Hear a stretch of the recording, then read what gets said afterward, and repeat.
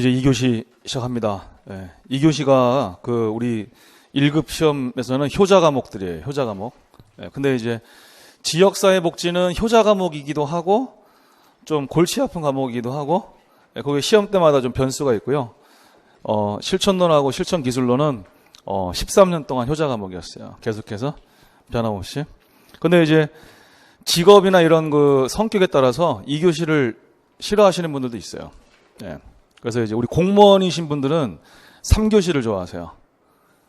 예, 제가 공무원들도 수업을 많이 듣거든요. 예, 많이 들어요. 진급 때문에 행정직들이 많이 듣는데 사회복사 자격증 짜가지고 이제 진급 가점 이제 달라고 행정직들 많이 들어요. 예, 올해는 근데 공무원이 없는 것 같아요. 실강에는 해마다 있었거든요. 예, 6급 아니면 7급 많이 있었는데 올해는 없네요. 아마 동영상으로 더 많이 들으니까 인원수가. 어쨌든 이제 공무원들은 막 정책, 행정, 법제 이런 거 좋아해요. 그리고 실천 보면은 이게 뭔 소리인지 모르겠다고 그러거든요. 근데 그냥 사회복지 그냥 하시던 분들은 2교시를 제일 좋아해요. 그냥 마인드 이런 거, 따뜻하고 뭐 이런 거, 예, 챙겨주고 이런 거 좋아해요. 사회복지 하는 사람들. 그래서 2교시를 많이 좋아하고요. 저는 뭐 모든 과목을 다 좋아하는데, 예. 저희는 잡정이라 가지고 다 좋아하죠. 그래서 이 실천론 같은 경우에는 공부 양에 비해서 점수가 잘 나와요. 예. 제가 말한 그쪽을 좋아하시는 분들, 그러니까 대체적으로 사회복지 그냥 공부하고 그러니까 세상 물정 잘 모르고 이런 때묻지 않은 영혼들, 그런 사람들은 주로 이 실천 파트 좋아해요. 예. 주로 실천 파트. 그래서 읽고 외울 게 별로 없어요. 읽고 느끼는 과목이에요. 예. 실천 과목은 읽고 생각하고 그냥 느끼는 과목. 예. 사회복지의 어떤 마인드를 키우는 그런 이제 과목이라서 공부 양은 적은데 이상하게 점수는 잘 나오는. 그게 왜냐면 이제 우리 중고등학교 때 왜 윤리 시험 보잖아요. 윤리. 근데 윤리를 공부해서 잘 보는 사람 별로 없죠. 윤리를 막 외워요? 그냥 봤을 때 옳은 말이면 맞는 말, 좋은 말이면 맞는 말이죠. 예. 그래서 이제 상식적인 판단을 하는 문제가 많아요. 예. 상식적 판단. 그러니까 이제 무조건 좋은 말이면 옳은 말인 거지. 예. 이상하다 그러면은 틀린 말이고. 그래서 이제 학습량에 비해서 점수가 잘 나오는 그런 특징이 있는 파트예요. 예. 거기 빈 공간에다가 메모를 좀 해놔보세요. 우리가 이제 예전에는 이런 말을 많이 썼어요. 개별 사회 사업,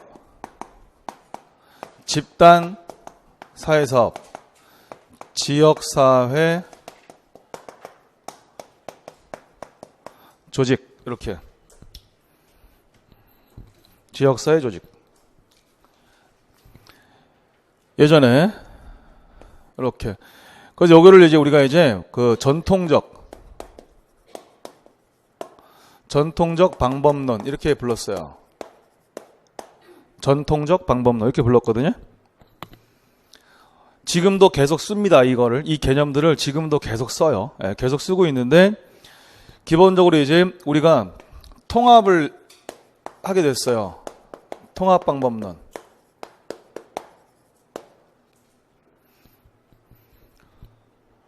통합방법론. 그래서 우리나라에서 이제 통합을 하게 된 거는 바로 1급 시험 때문에 통합을 하게 됐어요. 1급 시험 때문에. 그래서 이제 1997년에 사회복지사업법 개정하면서 사회복지사 1급은 국가시험에 패스해야지만 딸 수 있다. 이 규정이 이제 들어오고, 그 다음에 2003년부터 1급 시험을 시행했어요. 한 5년간의 준비 기간이 있었는데, 그때 이제 98년도에 사회복지사업법 이제 법령을 개정하면서 과목을 개편했어요. 우리 교수님들이. 과목. 그래서 이제 얘네들을 명칭을 이제 바꾸면서 얘네 세 가지 방법을 통합하자. 이게 개인 대상, 집단 대상, 지역사회 대상인데 이것들을 하나의 이제 공통된 방법으로 통합하자. 그래갖고 이제 탄생을 한 게 사회복지 실천입니다. 사회복지 실천.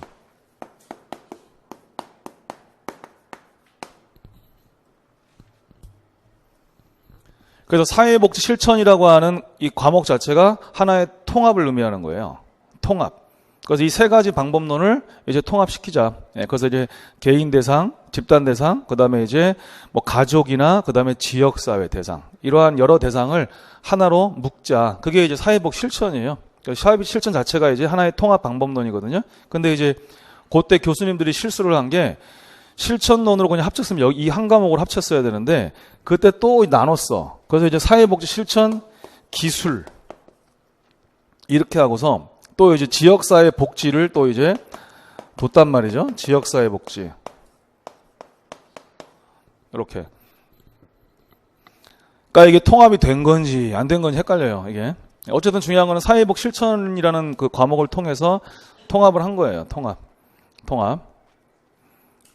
자, 그렇게 해서 오늘날은 이렇게 부르죠. 예, 이렇게 불러요, 우리가. 그래서 이게 이제 2교시 과목이에요, 2교시 과목. 그래서 이제 전통적 3대 방법론을 통합한 그런 이제 변화가 있었다, 변화가.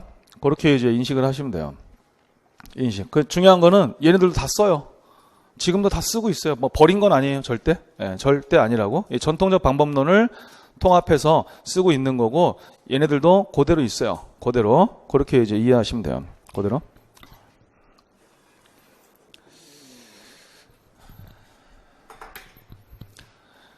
책의 분량을 보면 알겠지만 1교시하고 2교시하고 책의 분량이 거의 차이가 안 나요. 한 10페이지 정도밖에 차이 안 납니다. 10페이지. 그러니까 여기는 3과목인데 그죠? 1교시는 2과목이고 그러니까 이제 그만큼 학습량이 적다라는 거죠. 2교시가. 예. 자, 어쨌든 그거 여기는 암기를 해야 되는 것보다도 그냥 읽고 생각하고 느끼고 예, 인식하고 이런 과목입니다. 이런 과목. 그거를 이제 인식을 하시고 공부를 하시면 훨씬 더 좋습니다. 자, 거기 지금 뭐 그 지난 글씨 볼까요? 73페이지. 자, 사회복 실천은 개인, 집단, 가족, 지역사회를 대상으로 이들의 문제와 욕구를 스스로 해결하도록 도와주어 사회적 기능을 향상시키고 나아가서는 이들의 삶의 질을 높이는 데 목적을 둔 종합적이고 전문적인 사회복지활동. 자, 실천의 개념 자체에 개인부터 지역사회까지 다 들어가 있죠. 그 자체가 통합을 의미하는 거고, 그 다음에 뭐 욕구나 문제를 해결해 주기도 하고요. 해결해 주기도 하고 또는 해결할 수 있도록 도와주기도 하고 그런 거죠. 그래서 이제 그런 것들은 암기가 아니죠. 그렇죠? 암기가 아니에요. 그래서 이런 것들을 사회복 실천이라고 한다.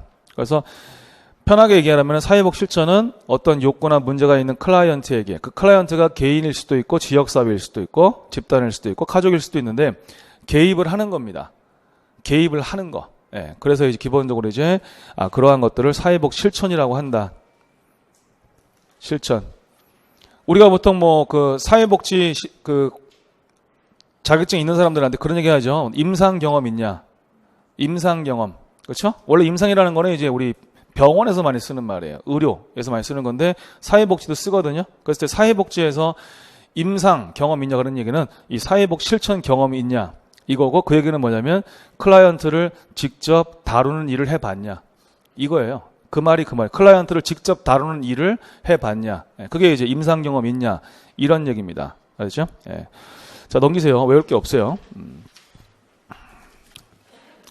편하게 쭉 읽어보시고요. 자, 그 다음에 이제 거기 사회복 실천의 대상이 나왔죠. 자, 뭐 개인부터 지역사회까지 다 이제 포함이 되어 있는데 용어가 1번에 개별 실천이라고도 하죠. 예, 개별 사회사업이라고도 하죠. 그러니까 영어로 케이스워크 우리 많이 씁니다. 케이스워크 많이 쓰죠. 자, 기본적으로 4번 볼까요? 동그라미 4번. 자, 개별 실천은 사회복지사가 직접 만나서 상대하는 클라이언트가 개인이라는 것을 의미하는 것일 뿐이지 사회복지사가 오로지 한 명의 개인만을 상대해서 그의 문제 해결을 원조한다는 것을 의미하진 않습니다.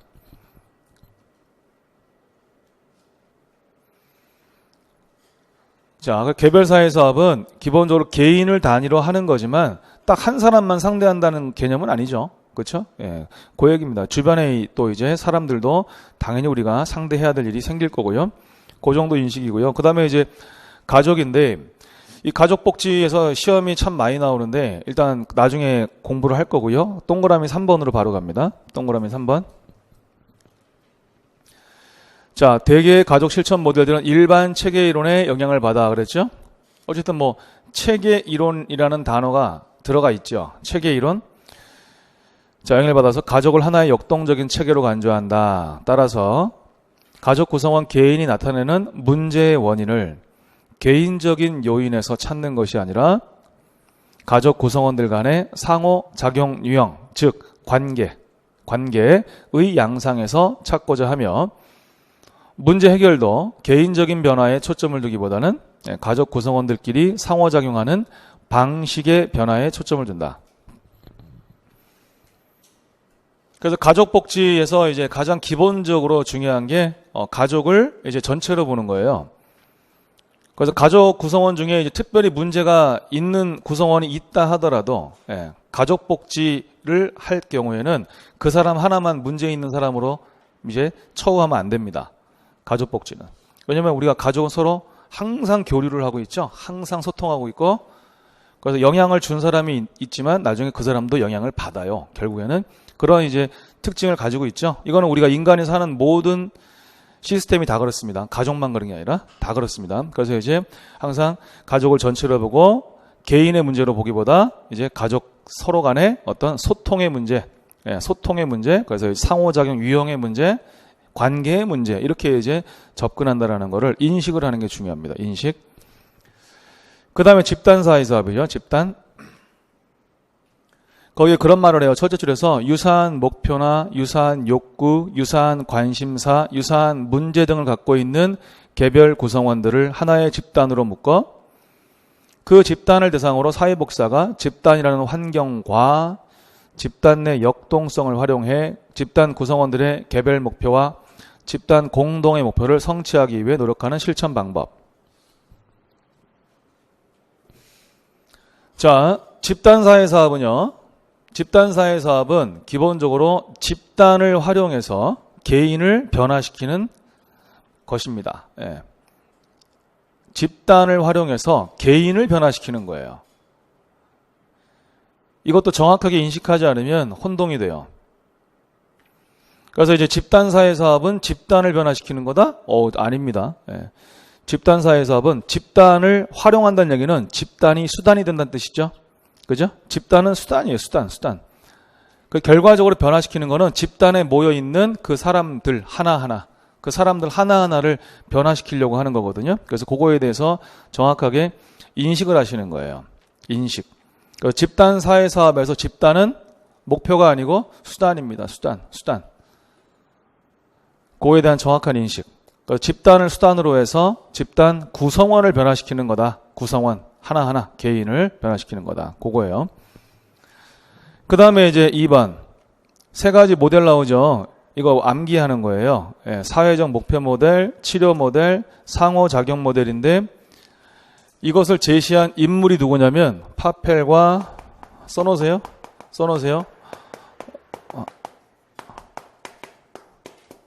파펠과 로스만이 제시해서 파펠과 로스만 모델 이렇게 이제 부르기도 합니다. 파펠과 로스만 모델 이렇게 부르기도 해요. 그래서 그들이 제시한 세 가지 모델, 이게 집단사회 사업에서 가장 대표적인 세 가지 모델인데 나중에 또 공부할 겁니다. 그래서 정확히 외우시고요. 외우시고 이름을 잘 외우시는 거예요. 일단 그 다음에 지역사회죠.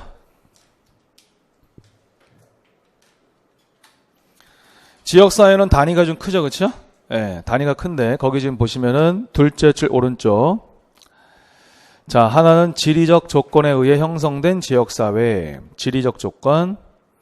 그 다음, 다른 하나는 공통된 이해와 관심으로 형성된 기능적 지역사회. 그래서 지역사회라는 개념을 이제 양분할 경우에 항상 이렇게 지리적인 의미와 기능적인 의미로 양분을 하고 있어요. 지역사회 공부할 때 출발입니다. 출발. 지리적 의미와 기능적 의미. 그거를 잘 기억하시고요. 하시고 페이지 넘깁니다. 자, 구별을 해야죠. 사회복 실천을 이제 두 가지로 나누면 미시와 거시로 나눠요. 미시와 거시. 그랬을 때 이제 거기 지금 그 미시 2번을 먼저 보시면 자, 직접적 실천, 임상사회사업 이렇게 부르죠. 직접적 실천이라는 것은 클라이언트를 직접 다룬다는 뜻이겠죠. 클라이언트를 직접 다룬다. 그 뜻이죠. 클라이언트를 직접 다루는 거 예, 제가 임상이라고 얘기했어요. 임상. 아, 동의어구나라는 게 느낌이 오죠. 자, 어쨌든 그 대상 단위가 이제 작기 때문에 미시라고 하는데, 자, 2번 개별 사회사업, 개인이죠. 집단 사회사업, 집단이죠. 가족복지, 가족이죠. 아, 여기까지가 미시예요. 미시. 직접 다루는 겁니다. 직접 다루는 거.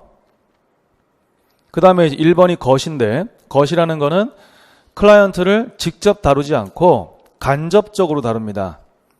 그렇죠? 그래서 이제 간접적 실천이라고 얘기합니다. 그랬을 때 이제 정책, 그 다음에 행정, 그 다음에 지역사회가 있죠. 정책, 행정, 지역사회. 이러한 것들은 이제 단위가 크고요. 그 다음에 이제 클라이언트를 직접 다루지는 않기 때문에 간접적 실천이라고도 부르죠. 하지만 또 하나 알아둬야 될 게 거기 밑에 박스, 예, 밑에 박스예요. 자, 지역사회 조직 또는 지역사회 이제 복지 실천 활동을 중간으로 분류하기도 합니다. 중간. 중시적 수준, 중간.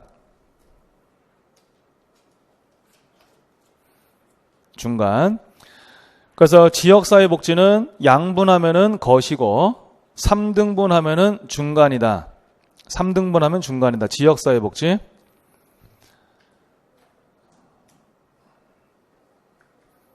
그걸 어떻게 이해하시면 되냐면 우리가 사회복지 정책이나 행정이 지역사회를 통해서 개인, 집단, 가족에게 전달된다는 거예요. 지역사회를 통해서. 그렇죠? 그래서 기본적으로 이제 그 중간으로 보는 시각도 일리가 있어요. 일리가 있고 뭐 최근 시험에서도 이제 중시적 수준으로 나왔었고요. 자, 양분하면 것이, 3등분하면은 중간. 이렇게 지역사회 복지를 이해하시면 되겠고요. 그 다음에 이제 실천의 목적. 자, 암기하는 건 아니에요. 일단 1번 이런 거 암기 아닙니다. 거기 지금 삶의 질 향상이란 말 있죠. 삶의 질 향상. 그 다음 2번에 사회적 기능의 향상이란 말 있죠.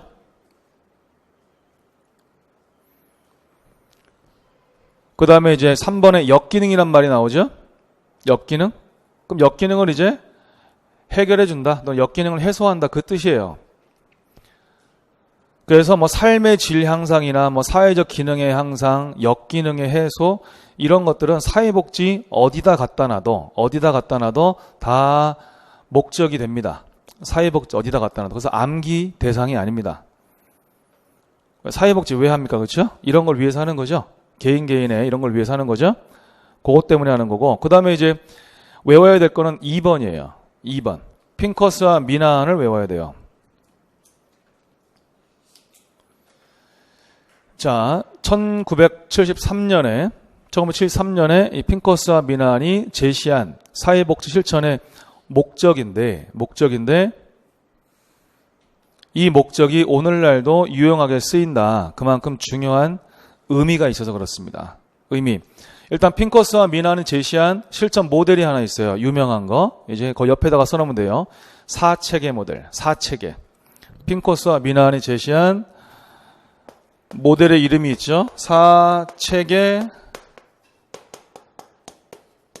모델을 제시한 인물이기도 합니다. 나중에 공부합니다. 우리가 4체계.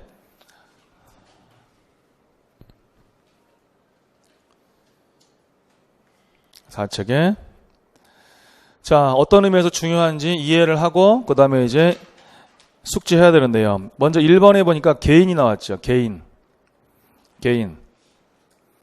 개인을 대상으로 했다라는 것은 일단 미시적인 목적이 되겠죠. 그렇죠? 미시적인 목적. 그 다음에 이제 4번을 보세요. 정책이 나왔어요. 4번에 정책, 사회정책. 그럼 얘는 거시적인 목적이죠? 거시적인 목적. 여기서 한 가지 이제 의의를 우리가 이해하는 거예요. 그래서 핑커스와 미나안의 이 목적이 중요한 것 중에 하나는 미시적인 수준에서부터 거시적인 수준에 이르는 그런 목적을 제시했다. 그럼 이름만 봐도 아는 거죠. 그렇죠? 예, 써놓은 것만 봐도 지금 아는 거니까 그거고요. 그 다음에 2번하고 3번에 보면은 2번의 오른쪽에 체계라는 단어가 보여요. 체계. 2번 오른쪽에 체계라는 단어 보이죠? 3번도 시작하자마자 체계라는 단어가 보이죠? 그래서 이 실천에 체계 개념을 도입했어요. 체계의 개념 도입. 체계의 개념 도입. 체계 개념 도입. 핑커스와 미난이 이 사회복 실천의 체계 개념을 도입하는데 기여했어요. 일단 이 목적에도 들어와 있죠. 자, 그러면서 이제 1번을 다시 보면은 개인 미시적 수준인데, 자, 그 다음 능력이 뭐냐면 문제 해결 능력, 대처 능력 향상, 능력의 향상이라고 되어 있죠. 그럼 클라이언트의 능력을 향상시키는 목적은 어떤 또 의의가 있냐면 클라이언트를 이제 문제 해결의 주체로, 클라이언트를 주체로 인식하는 내용입니다. 이게 클라이언트를 주체로 인식. 클라이언트를 주체로 인식. 클라이언트를 주체로 인식.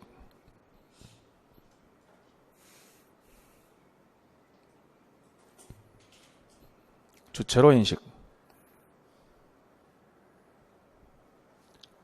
그래서 그냥 단지 문제만 해결해주고 끝나는 게 아니라 그의 능력을 향상시킨다는 것은 그 사람을 그만큼 주체적인 존재로 인정해주고 있다. 그 의의를 가지고 있어요.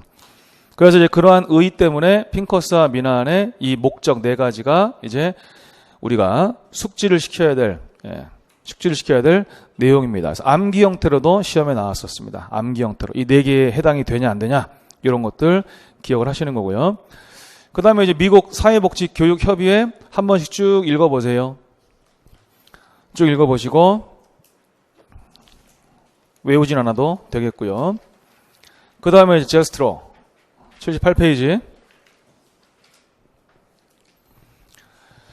자, 제스트로의 이제 그 목적에서 1, 2, 3, 4번을 묶으시고 1, 2, 3, 4번을 묶으시고 일단 그 목적은 좀 아까 봤던 핑커스와 미난의 목적과 같습니다. 같아요. 그러면서 여기서 추가적으로 이제 사회복사의 역할을 진한 글씨로 지금 표현을 해놨죠. 진한 글씨로. 사회복사의 역할은 이따가 공부할 겁니다. 이따 공부할 거니까 공부하고 나서 읽어보시면 감이 오실 거고요. 그 다음에 이제 5번하고 6번 지금 추가된 내용들이 있죠. 5번하고 6번. 그래서 거기 5번에 보니까 권능부여라는 말이 나와요. 권능부여.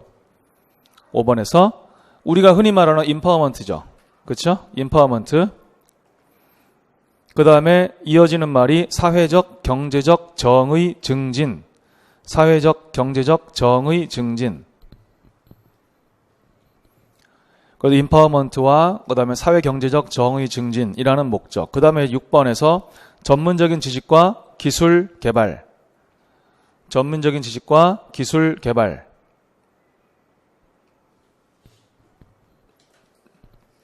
그러니까 그만큼의 전문성의 향상도 이제 중요한 목적이 된다. 그래서 이제 핑커스와 미난의 네 가지에다가 임파워먼트, 그 다음에 이제 전문적 지식과 기술 개발 추가. 이런 식으로 이제 기억을 하시는 거죠. 이런 식으로.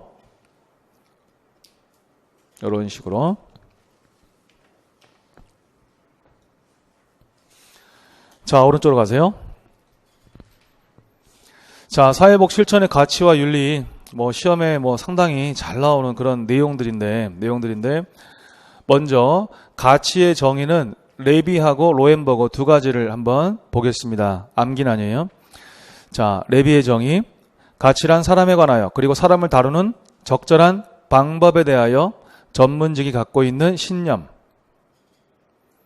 하나의 믿음이죠. 전문직이 갖고 있는 하나의 믿음. 사람에 대한 어떤 신념 또는 사람을 다루는 방법에 대한 신념.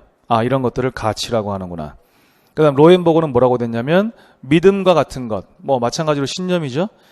믿음과 같은 것으로 좋고 바람직한 것에 대한 지침. 적합한 행동의 선택에 대한 지침이다. 여기서 이제 믿음이라는 말은 이제 지금 중복이 되고 있고, 그 다음에 눈에 띄는 게 좋고 바람직한 것이라는 표현이 눈에 들어옵니다. 가치는 옳다 그르다를 따지는 개념이 아닙니다. 이게 조심해야 돼요. 옳다 그르다를 따지는 거는 그 다음에 나올 윤리예요. 윤리. 알았죠? 그래서 가치는 좋다 바람직하다의 기준입니다. 무엇이 좋다, 무엇이 바람직하다의 기준이 가치예요. 옳다, 그르다는 그 다음에 나오는 윤리예요. 윤리. 그걸 인식하는 겁니다. 인식. 자, 그래서 이제 그 두 가지를 이제 보시고요. 그 다음에 이제 최옥채 교수 정의는 안 봐도 되겠고, 그 다음에 이제 사회복지의 기본 가치에서 프리들랜더가 제시한 네 가지 기본 가치는 암기입니다. 암기. 얘는 암기. 자, 개인 존중, 그 다음에 오른쪽 인간의 존엄성에서 존자가 겹치네요. 존에다가 체크해 보시고, 존. 개인 존중, 인간의 존엄성, 존.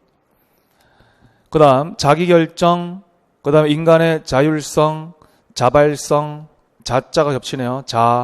자에다 체크하시고, 기회균등, 기회균등의 기, 사회연대의 연. 이 사회연대는 이제 자기뿐만 아니라 가족에 대해서 또는 사회에 대해서도 서로서로 책임을 지는 거예요. 서로서로 책임을 진다는 얘기는 서로서로 어려울 때 도와준다는 뜻을 갖고 있어요. 예, 서로서로 책임진다는 뜻은 서로서로 도움을 준다. 그렇기 때문에 이 사회연대는 상부상조와 같은 말입니다. 상부상조와 같은 말, 사회적 책임, 상부상조와 같은 말 기억하시고, 그래서 암기도우미가 있죠. 예, 프리들랜더는 존 연기자야. 이렇게 존 연기자 해서 이제 존 존중 존엄, 연 연대, 그 다음에 기 기회균등, 자 자기결정, 자발성, 존중, 이렇게 해서 외우는 겁니다. 이거는 넘기시고, 그 다음에 레비가 제시한 전문직 가치의 범위. 레비의 사결수예요. 예, 사람 우선 가치, 결과 우선 가치, 수단 우선 가치. 이거 금년 시험에 나왔죠. 예, 그냥 이거 종류 암기 문제로 나왔어요. 그래서 이제 뭐 카페 후기에도 암기 도우미 때문에 금방 풀었어요. 사결수, 레비의 사결수. 그래서 암기 도우미는 그럴 때 써먹는 거라 그랬어요. 제가 나왔을 때 문제를 빨리 풀게 해준다. 그리고 장기적인 지식이 가능하게 해준다. 사결수, 사람, 결과, 수단. 일단 뭐 금년에는 단순히 암기 형태로 나왔는데 내용도 이해해야 됩니다. 내용도. 그래서 이제 사람 우선, 이거는 뭐 의심의 여지가 없죠. 사람 우선 가치는 따로 공부할 게 없는데, 결과 우선이라는 단어하고 수단 우선이라는 단어를 봤을 때 좀 의아해 할 수 있어요. 왜냐하면 사회복지는 과정을 더 중요시하는 측면이 있거든요. 그죠? 근데 결과라고 돼 있고, 또 사회복지는 어떤 목적과 목표를 더 중요시할 건데 왜 수단일까? 이게 이해가 안 될 수 있어요. 그래서 이해를 해야 되는데, 자, 결과 우선을 볼까요? 기억, 서비스를 제공하여 발생되는 결과에 대한 가치관. 둘째 줄, 사회적 책임에 대한 믿음. 니은, 문제를 해결하거나 예방해야 할 사회적 책임에 대한 가치. 그리고 결과라는 것은 목표가 있고 목표를 달성하는 것이 결과죠. 그죠? 목표가 있으면 그 목표를 달성하는 것이 결과죠. 결과. 그럼 목표를 달성하는 것에 대한 책임을 뜻하는 겁니다. 이게 지금. 목표를 달성하는 것에 대한 책임을 의미하는 거예요. 책임. 그러니까 책임을 진다라는 것은 결국 목표를 달성하는 것이고, 목표를 달성하는 것은 결과에 대한 책임을 뜻하죠. 그러니까 결과를 우선시한다라는 것은 바로 책임을 지겠다. 반드시 목표를 달성하겠다. 이 얘기를 뜻합니다. 그러니까 이해가 돼야죠. 그 다음 수단인데, 수단. 자, 기업에서 그런 말을 해요. 서비스를 수행하는, 이렇게 돼 있죠? 자, 서비스를 수행하는 방법, 수단, 도구에 대한 가치관인데, 일단 서비스를 수행하는 이 말을 다르게 바꿔볼 수가 있어요. 서비스를 수행하는 또는 이제 클라이언트를 대하는 방법, 클라이언트를 대하는 방법, 이렇게 바꿀 수도 있어요. 우리가 사회복지에서는 서비스를 제공할 때 어떤 방법과 수단, 도구를 쓰느냐도 중요하거든요. 그 다음 클라이언트를 대할 때 이제 어떤 방법으로 또는 어떤 태도로 대하느냐가 되게 중요해요. 태도. 그랬을 때 이제 거기 지금 뭐라고 돼 있어요? 오른쪽에 사람은 존경과 존엄으로 다루어져야 하고 자기 결정의 권리를 가져야 하며 사회 변화에 참여하도록 북돋워져야 하고 하나의 독특한 개인으로 인정되어야 한다. 인정되어야 한다. 그렇게 다루어져야 한다. 그렇죠? 우리가 상대하는 클라이언트는요, 이렇게 다루어져야 한다는 뜻이죠. 그게 바로 수단 우선 가치입니다. 그래서 니은에서도 지금 인간의 자율성이라고 표현하고 있죠. 이건 다 클라이언트의 자율성, 클라이언트의 자기 결정권, 클라이언트가 존엄하게 처우돼야 한다. 이런 것들을 의미하는 겁니다. 어떻게 다루어져야 한다. 그래서 클라이언트를 다루는 방법, 그리고 서비스를 수행하는 어떤 수단과 도구, 이 의미예요. 자, 그 다음에 이제 오른쪽 올라가서 참고하세요 박스는 안 보셔도 괜찮겠고요. 안 보셔도 괜찮겠고, 4번 존슨의 3단계, 이것도 암기죠. 암기. 자, 바로 밑에 줄 상대적 중요성에 따라 이렇게 돼 있어요. 상대적 중요성. 그러면 제일 중요한 게 1번의 궁극적 가치, 차등적 가치, 도구적 가치. 내려올수록 덜 중요하겠죠? 그렇죠? 위에 있을수록 더 중요하겠죠? 예, 순서 그대로 나열돼 있어요. 순서가 고열대로 그대로 나열돼 있죠. 자, 궁극적 가치는 우리가 더 이상 갈 수가 없잖아요. 그렇죠? 갈 때까지 간 게 궁극적 가치죠. 그래서 거기 둘째 줄에 뭐라고 돼 있어요?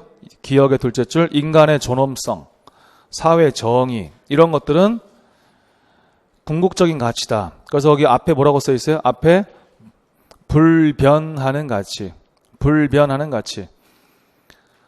그래서 궁극적 가치는 끝까지 갔으니까 이건 변할 수가 없다. 그 다음에 차등적 가치라는 거는 이름만 봐도 알겠죠? 예, 이건 차이가 날 겁니다. 분명히. 그래서 이제 자, 오른쪽 사회 문화적인 영향이나 개인의 경험에 따라 의견이 다르게 나타날 수 있다. 자, 낙태, 동성애, 안락사, 이런 거에 대해서 국가마다 차이가 있죠. 그렇죠? 국가마다 이런 것들을 다루는 차이가 있죠. 그렇죠? 그다음 한 국가에서도 지역에 따라 차이가 있죠. 그죠? 있을 수 있어요. 그다음 시간이 흐르면서 또 인식이 변화할 수 있죠. 그렇죠? 시간이 흐르면서 인식이 변화할 수 있죠. 그러니까 시대에 따라, 국가에 따라, 지역에 따라 다를 수 있다. 그렇죠? 그래서 차등적 가치, 차등적 가치.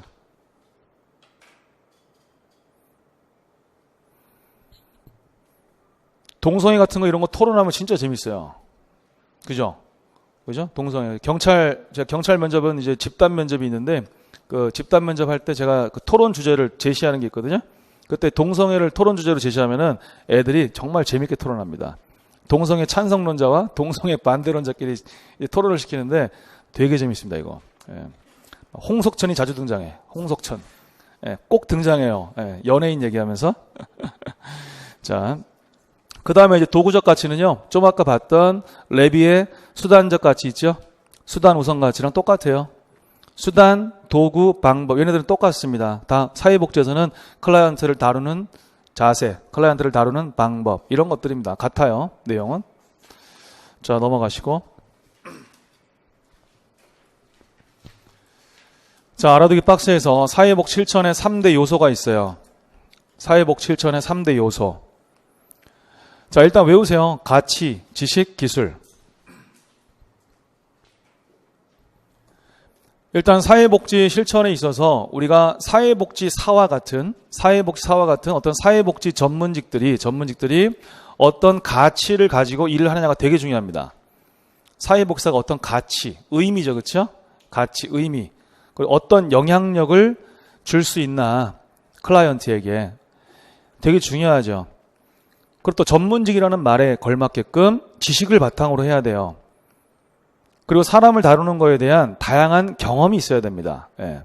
그렇죠? 그 경험을 통해서 뭐가 쌓이냐면 기술이 쌓여요. 기술. 이론적인 지식만 가지고 안 돼요. 사회복지는. 실제로 다룰 줄 알아야 되거든요. 실제로 다룰 때 기술이 필요하죠. 그래서 어떤 가치를 갖고 있느냐, 그 다음에 어느 정도의 전문적인 지식을 가지고 있고 얼마나 다양한 경험을 통해서 실제로 클라이언트를 다루는 기술을 습득하고 있느냐. 이 세 가지가 사회복 실천의 가장 본질적인 요소죠. 이것도 잘 생각해보면 암기가 아니죠. 잘 생각해보면 이해할 수 있는 거예요. 이해. 지금 우리는 지식을 쌓고 있습니다. 그죠? 사회복사 1급은 지식을 쌓고 있는 과정이에요. 자, 그 다음에 이제 가치 갈등. 자, 가치의 갈등이 발생하는 게 어떤 것들일까? 자, 기억을 보세요. 가치끼리 부딪힐 때가 있어요. 서로 충돌할 때가 있어요. 그럼 그 뜻이 뭐예요? 거기 있는 것처럼 두 가지 이상의 경쟁적 가치와 직면하게 될 때.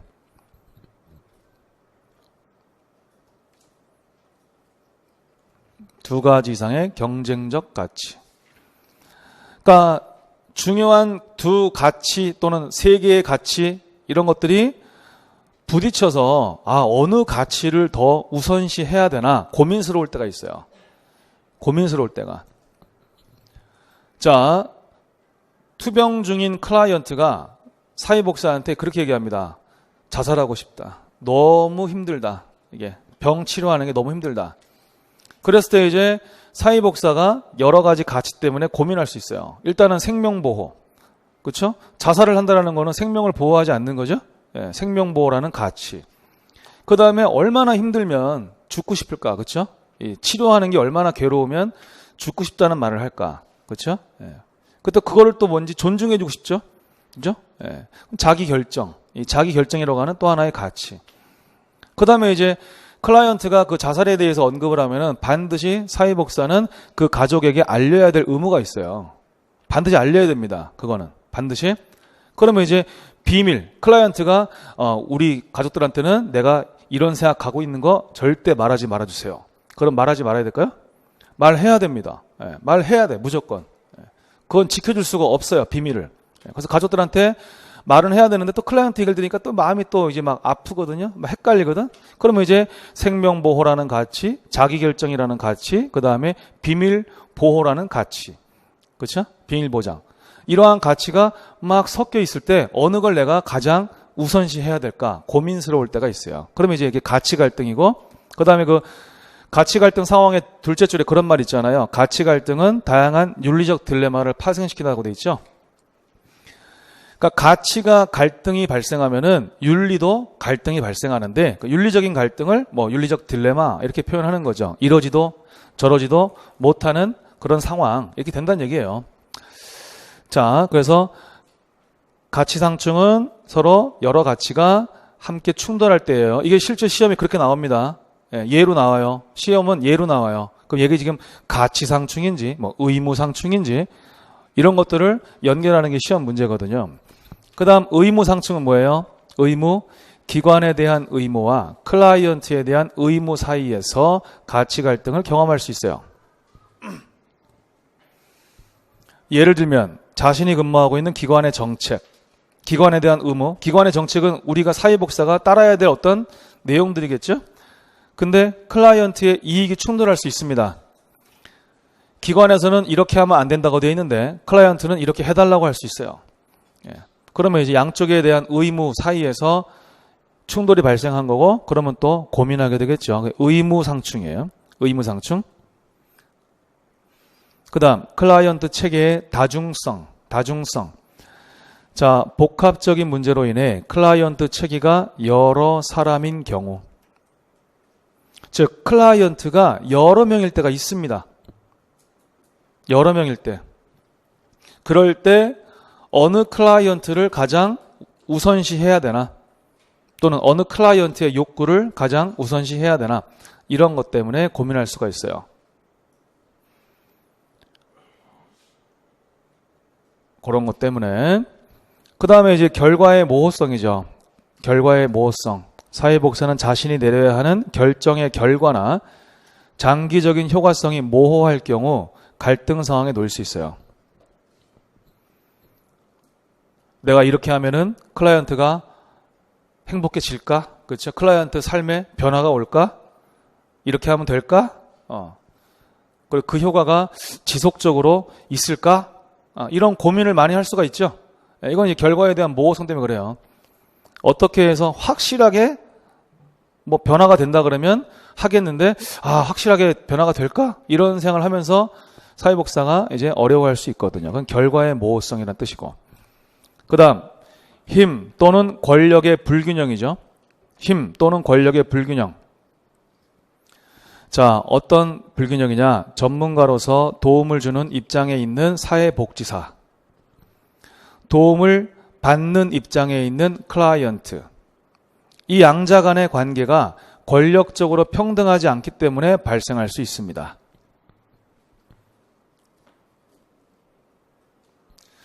그러면 클라이언트는 사회복사에게 어때요?